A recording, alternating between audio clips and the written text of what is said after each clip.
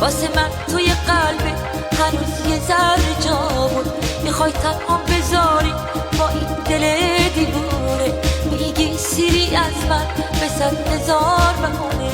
من دوست دارم عاشقتم، اینجوری آزارم نده.